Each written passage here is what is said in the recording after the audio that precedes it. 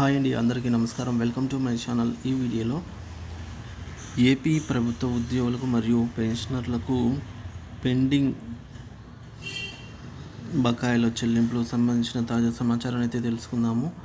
వీడియోని అయితే ఎక్కడే కానీ స్కిప్ చేయకుండా ఎండ్ వరకు చూడండి, అప్పుడు ఇన్ఫర్మేషన్ పూర్తిగా అర్థమవుతుంది. వీడియో చూస్తున్న ప్రతి ఒక్కరూ వీడియోకి అయితే లైక్ చేయండి ఫ్రెండ్స్. ఈ వీడియోని తోటి ఉద్యోగ పెన్షన్ మిత్రులతో అయితే షేర్ చేయండి. కొత్తగా మన ఛానల్ చూస్తున్నారు, సబ్స్క్రైబ్ చేసుకోకుంటే వెంటనే మన ఛానల్ అయితే సబ్స్క్రైబ్ చేసుకోండి. సో దీని ద్వారా నేను చేసే లేటెస్ట్ వీడియోస్ అన్నీ మీ వరకు రీచ్ అవుతాయి. ఇంకా ఆలస్యం చేయకుండా వివరాల్లోకి అయితే వెళ్ళిపోదాము. ఫ్రెండ్స్, ఇక విషయానికి వచ్చినట్లయితే బకాయిల చెల్లింపుల తాజా వివరాలు. ఆంధ్రప్రదేశ్ ప్రభుత్వం ఇటీవలే బకాయిల చెల్లింపులకు సంబంధించి ప్రక్రియ కొనసాగిస్తోంది. ఈ చెల్లింపుల్లో భాగంగా పలు రకాల పెండింగ్ బిల్లులు మరియు గ్రాంట్స్ వివిధ ఖాతాలకు జమ చేయబడ్డాయి. వాటికి సంబంధించిన వివరాలు అయితే క్రింది విధంగా అయితే ఉన్నాయి, చూడొచ్చు friends. CPS matching grants. Contributory pension scheme పరిధిలో ఒక నెల మ్యాచింగ్ గ్రాంట్స్ ఎన్పిఎస్ ఖాతాలకైతే జమ చేయబడింది.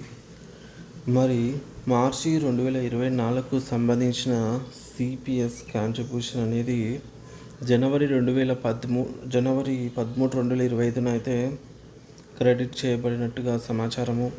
రెండవది మెడికల్ బిల్ రియంబర్స్మెంట్ చెల్లింపులు. జనవరి 25, 2025 వరకు ఉన్నటువంటి మెడికల్ రియంబర్స్మెంట్ బిల్లులు మాత్రమే జమ చేయబడ్డాయి. మరింత మెడికల్ బిల్లు పైన ప్రభుత్వం నుంచి ఆమోదం రాగానే తదుపరి చెల్లింపులు అయితే జరగనున్నాయి. ఇక పిఎఫ్ లోన్స్ విషయానికి వచ్చినట్లయితే, సో పిఎఫ్ లోన్స్ అండి, ఉపాధ్యాయుల పిఎఫ్ లోన్స్ విషయంలో జూన్ 2024 వరకు మాత్రమే అప్రూవల్ అయిన రుణాలు జమ చేయబడ్డాయి. సో జూన్ తర్వాత సేకరించిన పిఎఫ్ లోన్స్ ఇంకా పెండింగ్లోనే ఉన్నట్టుగా గమనించవచ్చు. తర్వాత డిఏ మరియు సరెండర్ లీవ్స్. సో చూసుకున్నట్లయితే డిఏ సరెండర్ లీవ్ ఇప్పటి వరకు విడుదల చేయలేదండి. సో ప్రభుత్వం ప్రకటనల ప్రకారంగా వీటి చెల్లింపుల కోసం ఇంకా సమీక్ష కొనసాగుతూనే ఉంది. ముఖ్యమైన సూచనలు.